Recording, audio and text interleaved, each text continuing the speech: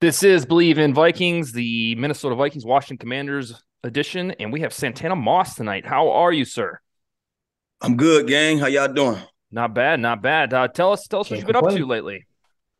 Well, I'm up here in Washington, man. They keep me busy. I do the pre and post game on game days with NBC Sports, and throughout the week I do the command center, and we got a podcast we shoot every Wednesday called the Players Club. It airs on Saturday nights. I Bleav 7:30 up here in local channels and 8 o'clock YouTube. You can always check it out. It's called the Players Club. So each week we have a player that we, get to come on and talk about the game or the previous game. So, they keep me busy, man, on the media side now, getting a chance to see it from a different seat. Amen. Yeah, for sure. Can I ask really quick, where, since you live there now and you're working for them and all of that, where do you want the new stadium to be, selfishly, for yourself? Um, I mean, honestly, if it was a perfect world, I would say try to get that, whatever that RFK have left over, bring that back, bring that mojo back, put it back in DC, Yeah. tear down the old RFK, build up the new. I feel like it's so much they accomplished in that area. Being that this is a DC team, it's crazy that we stay in Virginia. We're based in Virginia. We are known as the Washington. Well, we was the Redskins at one time, but now we're the Washington Commanders, and that's considered in DC. But our stadium is way in Maryland. Mm-hmm. Um, it's crazy. When I first got here Yeah. in '05, I didn't understand none of that. But now I look at it. That's why it's the tri-state or whatever. But now they're talking. It may be out this way if they get lucky and get a chance to put in Woodbridge or something like that. Who knows, man? But Mm-hmm. if you had to ask me if things can go as well as I would like them to go, I would say put it back in DC, man. There's so much out there, so much rich history that those other teams that won championships left behind. And I feel like that's one of the reasons why we haven't had as much success that we would want to have, as far as getting lucky and getting close to those old glory years. Kind of on the same lines, I guess. Like the news, I don't know if it was today or yesterday, Daniel Snyder is looking to potentially sell. Now, he's obviously been one of those guys that has kind of dragged his feet for a while. What are your thoughts then on a potential new ownership that would coincide with the new stadium as well? Man, I love Dan. So, Dan was the guy that wanted to draft me. Things didn't go well with the draft. That's why I end up in New York, because the spot that he wanted to draft me in, they picked up someone else, and I was able to go to New York. New York moved up and get me. But every year he came after me and tried to trade for me. The one year he didn't try to trade for me, I end up here. So it's crazy how things are just, destined. And then since I've been here, man, he's always just been that guy for me. He's been a guy that he take care of his players. He wants to win. He spends, his money to make sure he can put a contender out there. It hasn't gone his way, and you will wish that we had other people in house that can really, put the team together like should be, but it just hasn't. And now to see where we at when it comes to him potentially might not having it no more. It's a sad day. I hope that something could happen differently, but I'm always gonna have the same love and for him, and always wish the best for him and his family. I'm pretty sure with all the businesses that he's been successful in, this he won't, this won't be the last of hearing from him. But whatever way it goes, man, I guess I have to roll with it. You know what I'm saying? I really don't think too far ahead. Once it's happened, once it does happen, then I probably have a different take on it then. But right now, I'm just like everybody else, man. I'm just waiting to see what happens. Waiting to see what happens and see what transpires. Okay. That's super refreshing to hear about Snyder. I think that's the most positive assessment I've ever heard about him. So it's cool to get a player's take. It is Yeah, I'm cool. Yeah, I sure the mean, media. players gonna have a different view, man. One of the things I have, man, that I tell people all the time is that um most wealthy, rich, when you wealthy, like some of these people, you don't get there from being nice. Right. Sometimes you have to be an asshole, and when you hear people, excuse my French, when you hear folks that does business close up with the owners and they have different takes on them, you know, I'm not surprised, because I think you can't be a pushover to have the accomplishments that guys like Dan have, when it comes to especially, your businesses and just the amount of wealth he accumulated over these years. So I understand it. It comes with the territory. You're going to have people that rock with you. You're going to have people that don't. Unfortunately, a lot of the fan base kind of are trending on that side, that people that don't rock with him. And it's unfortunate, because if they really understood who he was to the players, then they'll have a different take and probably have a different view, but they don't, and there's nothing we can do about it. Santana, let's talk about Vikings Commanders this week. If my math is correct here, you and Kirk Cousins overlapped for about 3 years in Washington, correct? Was it 3 years? 2 or 12, 13, 14? Yeah, okay. 3 years. And he was mostly in a backup capacity this time, but personality-wise, what you know about him, is he the type of guy to circle this game as a revenge game? Quietly, probably. He's a guy that he doesn't get his boxes in a bunch about stuff that he can't control. Very smart. He's going to be prepared. Great at knowing what it takes to go out there and get the job done. I hate the fact that he's on the other side now. We got to see him come into our stadium, just knowing, what he's done for us when he was here. I used to hear so many different takes on Kirk when I got removed from playing with him, and I was covering the games at NBC. You would hear people talking about, oh, he can't finish and he can't do this and he can't do that. And I will always sit there and say, well, shit, Kirk can't play defense. So if the defense is not stopping teams, all he can do what he can do on the offensive side. And watching him play here and then watching his first couple of years up there with you guys, to me, it was the same thing. The defense wasn't coming to the party. And offensively, they was there, but it wasn't all the way there. They had some key pieces, but didn't have everything that any quarterback that's successful in this league had. And so to see this year them doing what they're doing, I'm happy for them, but I'm hoping that kind of we can put it to a halt for a little while. I don't want to see him have too much success up here coming into our backyard this week. But I'm happy for Kurt, man. Kurt was one of those guys I loved. I remember my first play with Kurt in the game. I ran this route. I tell the story all the time. I have to share it with you guys.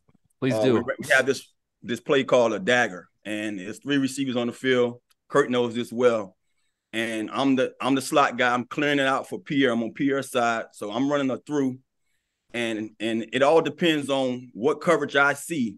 If I see 2 safeties, I'm splitting the guys. If I see 1 safety, I'm running through that safety to make sure I clear it out so Pierre could come behind me on the dig route.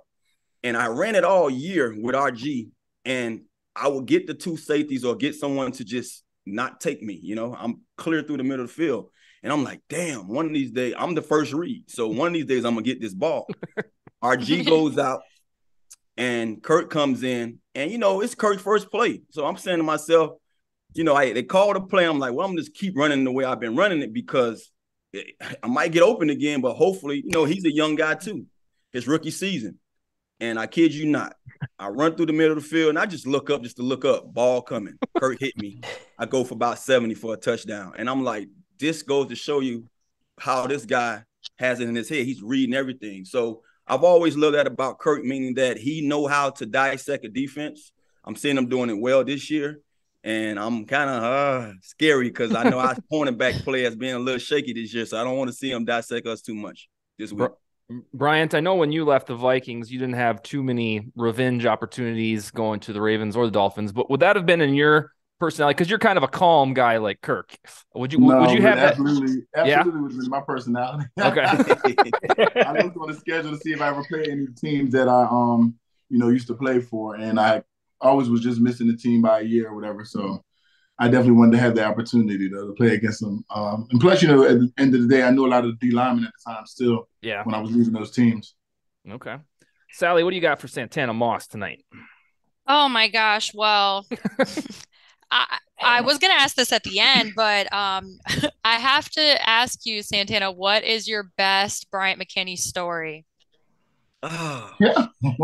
I don't want to put you on the spot because I'm sure you have a lot, but I don't know, man. Honestly, it's a lot. I'm pretty sure it's a lot of stuff I could say. One of the ones that stand out to me is I'm not sure if you remember this, Big Mac, but I remember Matt came in and quiet personality, big dude. So, guys already feared him just off of how he looked. You know, I was an older guy. So, you know, I'm cool with mostly everybody. I mean, I have that energy that, you know, I can get along with the people who don't play and the people who play. It didn't matter, you know. So I was a hometown guy, and I was always trying to find extra tickets.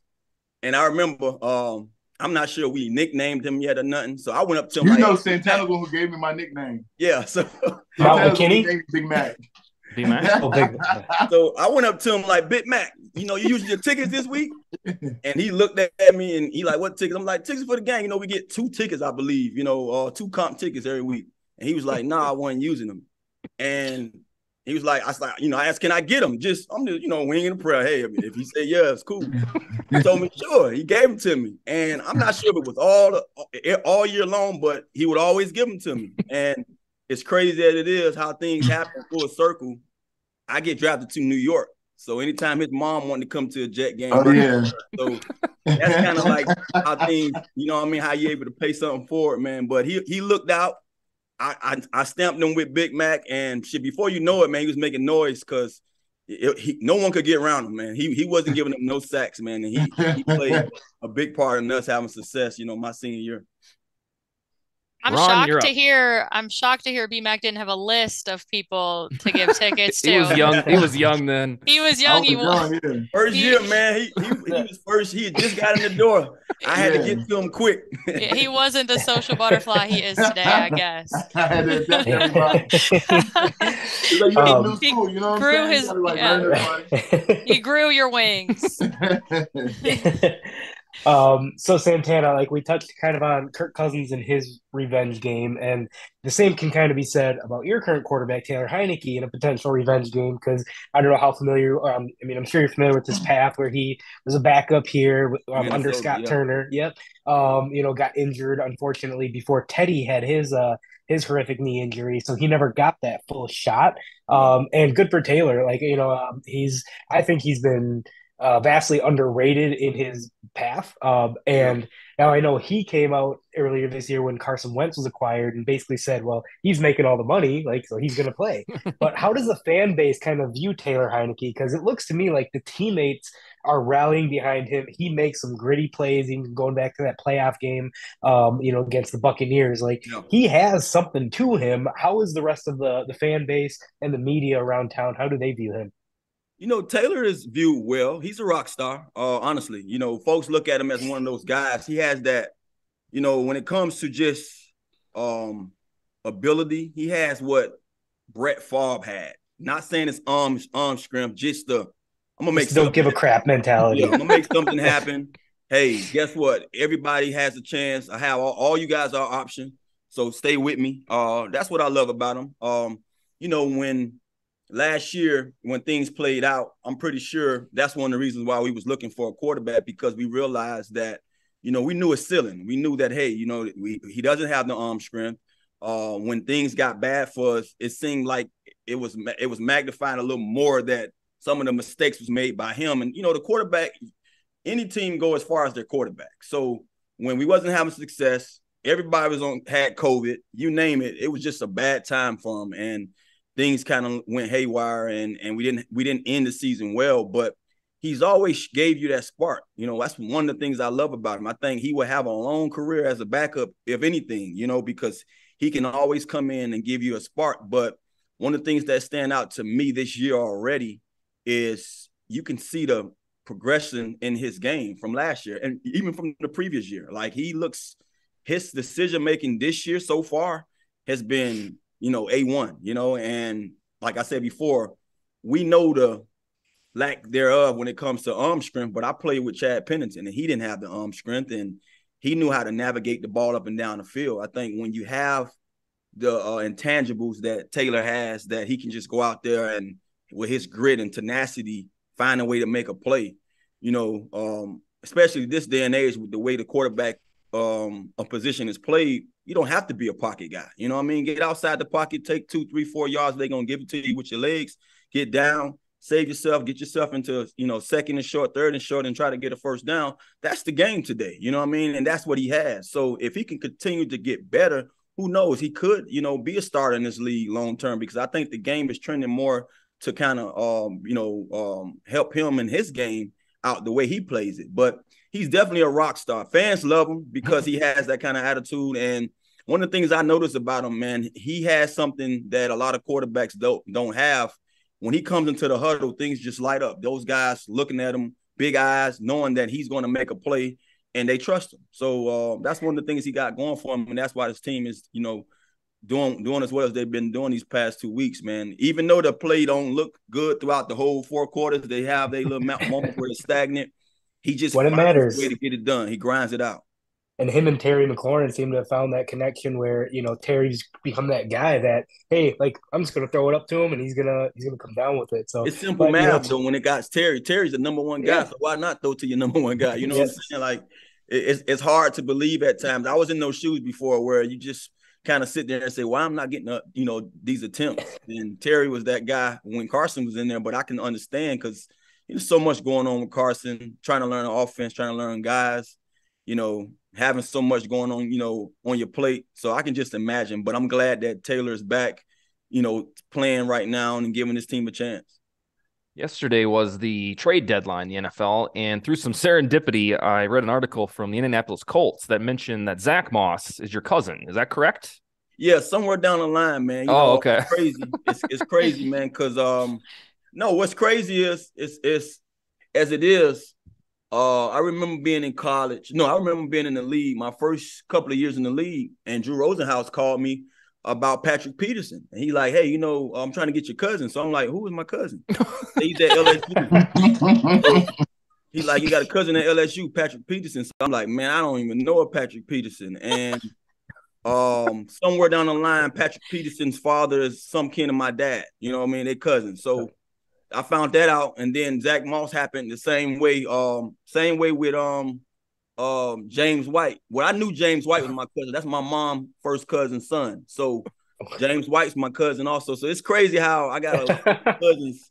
All right, counting those genes. How did they figure that out about Patrick Peterson when you didn't even know? Well, my family effed up like that a little bit, man. We have get-togethers and everybody don't show up. Okay. So it's somewhere down the line though. So that's probably what it was. And I just ain't know, man. You don't know a lot of your folks, and I'm still to this day finding new folks, coming out of the woodworks that I'm kin to, especially a lot of the folks from the islands. My father, his side is from the Bahamas, so I go on trips and find out. I got cousins still across the water. Oh, that's hilarious. Well, I kind of made the wrong assumption that perhaps you guys were close, but so I was going to ask you about the temperature of that trade going from Buffalo to Indy, but I think that would just be speculation on your part. Yeah, it's speculation, but I reached out to him a lot when he was in college. Okay. When I found out that we had a little something, and to tell you the truth, before I even knew he was kin, I saw his name and I saw him on the gram, and I just told him to keep up the good work. He was killing stuff. And he kind of hit me back and told me, do I know such and such? I'm like, yeah. And then that's how we put it all together. But I'm happy for him. Buffalo is stacked with running backs. Right now, they got all twitchy running backs, and he's the 1-pounder. You know what I mean? I think he fits what Indy do a little better because you have that guy that's over there, a man-child who can break any run. And you need a guy that you can just put in there sometimes change the pace. I think Hines fits what Buffalo's doing. They want another twitchy guy, put him over there. You know what I mean? But it's good. Moss might get a little more burn being in Indy, I love that twitchy. I don't know that I've ever heard that for running back, but I'm going to steal it from you, sir. All right, Sally, what do you got for Santana? Well, we talked a little bit about revenge games. I don't know how you guys in general, I'm just wondering everyone's temperature on this. Do we think Kevin O'Connell is going to feel a little bit of that since they let him go and moved Scott Turner over when Ron came in? Who knows? I think Kevin, it's funny when in the position that Kevin was in, I think he didn't care about Stan. You know what I mean? Think about it. He went to LA, from where he was at, and our team wasn't doing that well. So I don't think you leave with bad blood. You don't care, because I was the same way in New York. When I was in New York, I didn't want to go to New York from the start. And when it got time to leave, everyone looked at it like, oh, Tanner, you left the Jets. So when you play them, whenever you finally get a chance to play them, when you have that kind of mindset of you want to do them bad. No, I'm happy that I'm over here. You know, I'm gonna go to them and say hi to everybody and tell them I miss them. You know, and lie to them and tell them I miss them and just go out there and have a good game. But no, I don't think Kevin O'Connell is going to be worried about what's going on over here. But I'm pretty sure anybody in his shoes will want to get a win. You know, want to come here and sock it to the place where kind of he got to start from. You know. Sally, one thing I thought about earlier this week in regards to that very point, Santana won't know anything about this, but the Vikings have a history sometimes to just have turd games against teams that they're supposed to beat. And right. I don't think there will be that complacency with Cousins and O'Connell because they're going back to where they used to came from. There may not be revenge for O'Connell on his mind, but he still has to realize, oh yeah, these are I gotta impress the guys I used to work for. So I think the possibility of complacency will be reduced. That's my take anyway. Same. They won't have a turd game. You called it. I feel it. It's a noon game, right? All right, Ron, what do you got? So yeah, Santana, one of the things, obviously your career from Miami onto the Jets and into Washington, and you were fortunate enough to have longevity in the league. You know, I know Bryant, you played over a decade, you as well. And, I was looking at or just the stats, and you had that I don't know how elusive, but very a benchmark of over 10,000 receiving yards in the NFL, which, ranks, in the top 50 or so. Yeah. So thinking back and looking at your career, and while, like playing with the two franchises that you did and having the success you did, what's one thing that you look back as either an individual accomplishment, and I'm talking pro, not into your college years, but what's an individual accomplishment that you're most proud of? It's a lot. I mean, honestly, I rarely get caught up into worrying about numbers, but at my position, you kind of have to, because you're not, if you don't have the numbers, you don't get the recognition or you don't get the rankings. And it was kind of hard being me though. I was always a little guy. This day and age, when you watch football, they use the little guys like I should have been. I was a little guy that they just left outside. They forgot that when I was in Miami, I was a slot guy. Then I moved outside. I did that my whole 4 years at Miami, but I got in the league and they said, you're going to play Z and you're never going to move, and then we're going to put you at X and you're never going to move. And I'm like, well, if you watch today's football, I think I was a little before my time, because all the guys that play like I play, twitchy. I was a twitchy guy too. Yep. I was the guy that you can put me in a phone booth and I might put me in a phone booth and I might make a couple of guys miss. I was the punt returner at heart. You know what I mean? So they just didn't use me. You wanted the ball in space. Yeah. So they didn't use me as much as I would like to be used on certain things. But also I played with over 14, 15 different quarterbacks. So some of the things that I was able to accomplish, I look at them trying to compare me to guys or say, well, this guy was better because he had more numbers. I'm like, bro, the guys couldn't walk them out of my shoes. You know what I mean? I played in both teams I played with, in New York and in Washington.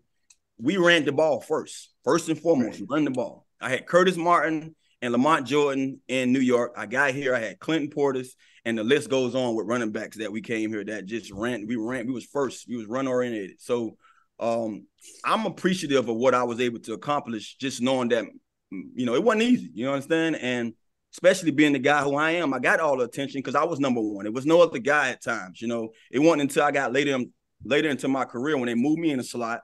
Now I have other guys on the outside of me, and I was still given that kind of notion that this guy in the middle could beat you. You know what I mean? So I took pressure off of those guys at times, but I have no regrets, and I'm gonna always pat myself for just knowing I went out there and laid on the line, man, regardless of where I'm ranked at amongst other guys. I never look at that, but I'm very appreciative of just knowing that I didn't have it easy and I went out there and accomplished some big things.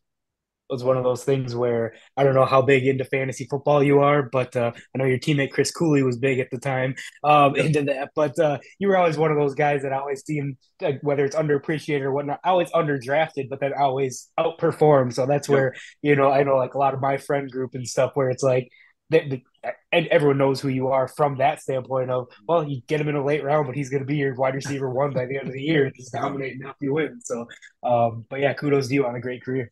Yeah, one of the things I always tag myself with, I used to say I did more with less. So you give me 2-3 catches and I might turn it into 100 yards. You know what I mean? Everybody, all the other guys get volume. I didn't get a lot of volume. I didn't get the 15 attempts, each game. I had to make do with 3, 4, 5 of them, and I found a way to get it done. So I did more with less. Santana, my final question tonight is going back to Vikings Commanders this weekend. What's something that the Commanders do well that most of the world wouldn't really know about if you don't watch them every weekend? One of the things we've been doing, I'm going to speak on the other side of the ball. I'm an offensive guy, so everybody would think I want to talk about the offense. One of the things we're doing well is getting after the quarterback. I'm pretty sure that's not a surprise. I mean, we went and drafted those first-round guys for a reason. Mm-hmm. But even with Chase being down this year, a lot of those guys have stepped up, but our interior guys have been playing on an all-pro level. Allen and Payne is playing lights out right now. It's Payne contract year. Allen just come off his first Pro Bowl. He's right now, to me, tops to be an all-pro again. Well, he should be a first-time all-pro this year. I'm not sure if he was an all-pro last year, but I know he was a Pro Bowler.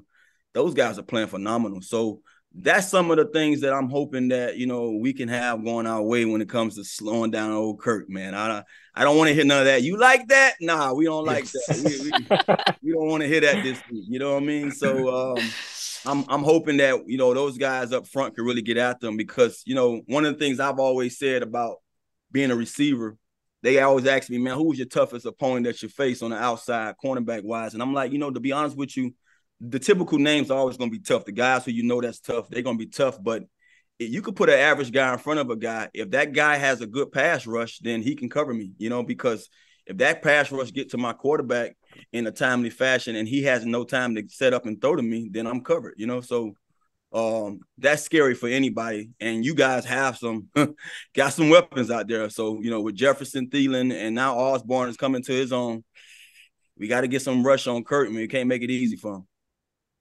Final round, Sally, what do you got for Santana Moss? Well, Santana, I'm curious. Obviously, the Commanders are at the bottom of the division right now, but they're trending up. How do you feel like the Giants are for real? What's your evaluation of the division as a whole? Well, I knew that the Eagles was going to be the team to beat. I said that years ago. The Eagles has always been tough. Even though they won the championship a few years ago, the Giants has always been tough. I mean, we find a way we beat each other up normally. You know what I mean? This division has always been considered the NFC least, and now they're the beast. You know what I mean? These guys are basically trending to be the best division right now. But the Cowboys is the Cowboys. This year, they honestly do look for real. All the years they say that they look for real. This year may have more promise than all the other years, but I think the Eagles is the number one team in our division. Not by default. They right now have the best record. And the Giants are the Giants. They playing tough. They always play tough. I think Daniel Jones is the only guy that you can always kind of, pinned on to let him down or not. If they go as good as he's going to be, I think the run game along with them has really saved him. He don't have to worry about having him drop back too much. He had a problem with fumbling the ball the past few years, and this year you don't see that much of it because they stuffing it in Barkley, chest half of the time. But we are who we are. It's nothing special right now going on here. It's a lot of things that we need to be better. But I'm just happy that we are trying to keep fighting. And one of the things about this team, they've been resilient since, Ron got here. And I'm just hoping this year they can kind of string a few more games along and at least finish above 500. I don't want to keep seeing them, 7-9 and those. I'm tired of that. I'm tired of those years. So I hope, we have that we started this season with the least, I guess you can say, tough schedule, and now we have the toughest schedule because our whole division is just playing like 8. They out there killing and beating everybody. So hopefully we could spring a couple of more games here and there, man. But our division alone is going to be tough. And then they've quietly won 3 in a row. And outside of that division, the NFC is weak. So in theory, if they could catch up with the Giants, it's not out of the realm of possibility that Washington could get hot and snag one of those wild card seeds. No doubt. Ron, take us off air. What's your final question? All right, Santana. So I know you're doing work, a lot on the media side now. So and I know we've talked to Bryant in the past about kind of like that being a player transitioning into life post football. And I know like he's talked about whether or not ever coaching is something in his future, like certain guys he would help. Now, what is it about the media side of things or kind of that entertainment biz that drew you to that side of it rather than, maybe being a receivers coach or, like one of those other positions that could potentially be out there? It's always about opportunity with me. I had no desire to be where I'm at today, but some of the times, I've always been one of those guys. When the first door opened, I don't take it for granted. It was a reason why it opened. And I came up here to see a game right after I had just graduated from getting my MBA. And I told Dan I was going to go ahead and call it quits. I was going to retire because I was a free agent and I was getting calls, but I wasn't getting the calls I wanted. And I knew, I respect the game. I understand that there's a cutoff for us. After 8 weeks, it's no way you can bring a guy like me, 35, 36 years old, and think I'm going to be able to be productive enough for you after 8 weeks. It's so much that I put into my routine to be ready for a season. I needed more time. And so when I realized I didn't want to be treated like other guys I saw coming in and out of the door, I just realized, okay, it's over. Dan called me up. I come to a game, and the first, person I saw from one of the local networks was like, hey, what are you doing? Nothing. You want to work? And I kind of said, sure. I didn't know. I just was like, yeah, I'll do it. And before, from there, all the doors just started opening. So I was doing radio and TV, man, up here for the last, 8 years now. And it's just been, I've always saw myself coaching them. But I think one of the things that have me looking forward to doing what I'm doing on this side, one, it wasn't something that I expected. Two, it was probably something that I feared. You always try to, it's a lot of things that a lot of guys won't do. We always say, yeah, I'd love to do that. This is what I never saw myself doing. So I'm like, what the heck? I mean? It's a calling for a reason, So I took advantage of it. And when I looked at the coaching part of it, I still went and kind of put my, dilly-dabbed into coaching, but I saw the time was just too much. That's what Bryant always says. 14-year career, man, and you add college onto that, you add high school onto that. I didn't know if I wanted to be in the meetings that much anymore. And now having to coach other guys, now having to have other guys pay attention to what you're trying to, get them ready for. I just felt like it was going to be a different challenge. So I'm taking advantage of this right now because it's here. I'm one of those guys. I do a lot. I'm an investor. I do all type of stuff. So whatever blows my way, I tend to go with it. As long as it can be beneficial for me. And right now, this is where it's at. Brian, isn't that your exact same philosophy on the coaching? Too much of a time commitment after you did that? A lot of time, I would look at it as we thought we had long days as players. The coaches were there before and after us. Yeah. And then I bet the worst part of that too is the fact that like you're doing all this work and yet you really at the end of the day you're not the one on the field that has the ultimate say on how it goes. Right. You can only watch. Yeah, man. I'm looking at my boy Reggie Wayne. He just got back into it, and he hit me one day, and he was like, "Hey, but me and Reggie, we normally text here and there, but the text kind of hit me real hard when he was like, "Hey, man, how you doing?" I'm like, "I'm good." So he's like, "You ever thought about coaching?" And I'm like, yeah, I always thought about coaching. So I was like, how you like it? He said, it's life-changing. I'm tired. When I heard that, I didn't respond and he didn't respond to that. So I'm like, bingo. So, I mean, and don't get me wrong. I'm pretty sure he's having a good time. It's something different, but we love the game. All of us love the game. And that's why I enjoy and I embrace doing this part of it because it keeps me involved. Mm-hmm. And now I get a chance to share my insight. And when the fan base that you're sharing that insight with has I guess you can say, a love for you, they listen to you a little more. And I don't know it all. I just kind of share from experience. I'm not a big guy finna sit up there and break something down and show you why this guy was so special. I'm just going to tell you what it is. I'm going to call a spade and give it to you as what you say, as blunt as I can. You know what I mean? I don't try to throw people on the bus. I just try to give them to them, the right way. And I kind of find a liking into being able to be the other voice, not the guy that's tearing guys down, but trying to lift them up at the same time and just show them where they, did something wrong or right. Sally, were you going to say something? I think we cut you off. I wanted to ask BMAC. I saw that Players Choir is back at it this weekend. Does that mean you will be joining them? Again. Too busy? different things keep happening that's like shifting my schedule. So yeah, I think they're in Connecticut, I Bleav, this week. Yeah. I'm going to LA because Salt and Pepper get inducted into the Walk of Fame. Oh man, that's So they dope. gave me an invitation to that, so I'm gonna go and kind of support that. Then I got to go to Michael Orr's wedding on Saturday Where's that? in Nashville, Tennessee. Oh my God. More globetrotting with B-Mac. I know. So that's why I'm gonna miss it. Get those frequent flyer miles, big boy. And those hotel points. Mm-hmm. There you go. All right, Santana, we appreciate it, sir. You got any prediction, Vikings Commanders? Don't you want to put your stamp on that? It's gonna be a close one. I put it like that.